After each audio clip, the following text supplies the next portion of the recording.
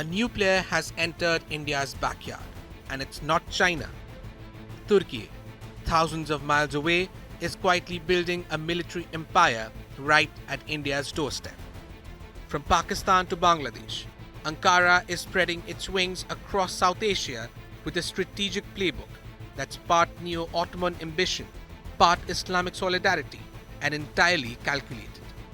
This isn't just about diplomacy, it's about drones, defense deals, and a deliberate power play that's changing the security map of the region.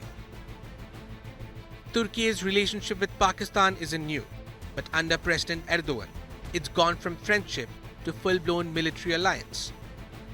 During the India-Pakistan conflict in May this year, Pakistan reportedly deployed 300 to 400 Turkish-supplied drones against Indian targets. Turkish Bayraktar drones, Turkish military equipment, Turkish strategic backing at the UN General Assembly. The two countries conduct joint military exercises called Atatürk Jinnah, a symbolic marriage of their founders' legacies.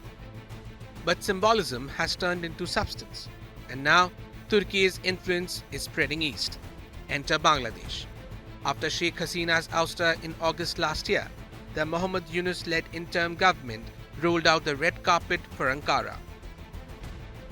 In July, Bangladesh announced two massive defense industrial complexes in Chittagong and in Narayanganj, built with Turkish support.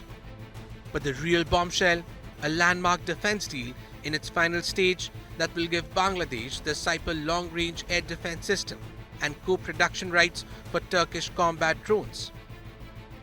Bangladesh is already armed with Turkish Bayraktar TB2 drones, TRG-300 missile systems, Cobra armoured vehicles, and Boran howitzers.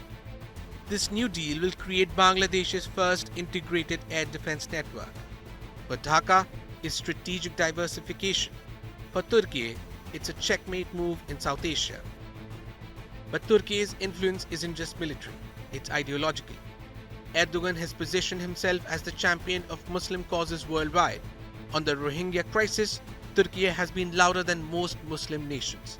Turkish aid agencies operate in Bangladesh's refugee camps. First Lady Emin Erdogan personally visited Cox's Bazar. When Bangladesh executed a Jamaat-e-Islami leader in 2016, Turkey withdrew its ambassador. Erdogan condemned it publicly. The message was clear: Turkey backs Islamist groups in the region. And here's where it gets alarming for India.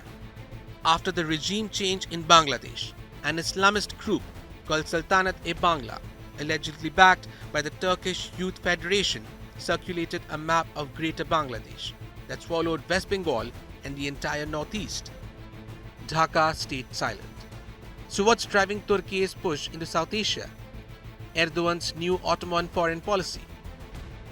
His 2015 naval strategy and 2023 foreign policy document explicitly mentioned the Indian Ocean region as strategically vital. Turkey wants logistic bases, port facilities, and energy supply security. Erdogan also wants to challenge Saudi Arabia's traditional leadership of the Muslim world. By championing causes from the Palestine to the Rohingya, by arming Muslim-majority nations, he's building his own axis of influence. And Turkey's defense industry is booming. Ankara aims to become a top 10 global defense exporter by 2030. Bangladesh is the launchpad. For India, this is uncharted territory. India knows how to handle China, decades of experience, familiar terrain. But Turkey, that's a wildcard. A NATO member with Islamist leanings, a democracy that flirts with authoritarianism, a country that straddles Europe and Asia with ambition in both. Turkey is now embedded in both Pakistan and Bangladesh, militarily, economically, and ideologically. India's eastern neighbourhood is no longer just about Beijing, it's also about Ankara. The game has changed. Turkey's influence in South Asia isn't temporary, it's structural, it's strategic, and it's here to stay. If India wants regional stability, it can't just counter old threats, it has to prevent new ones from getting too comfortable. Because in geopolitics, silence is surrender, and right now, Turkey is making all the noise. With Debangana Datta, Bureau Report, India Today Global.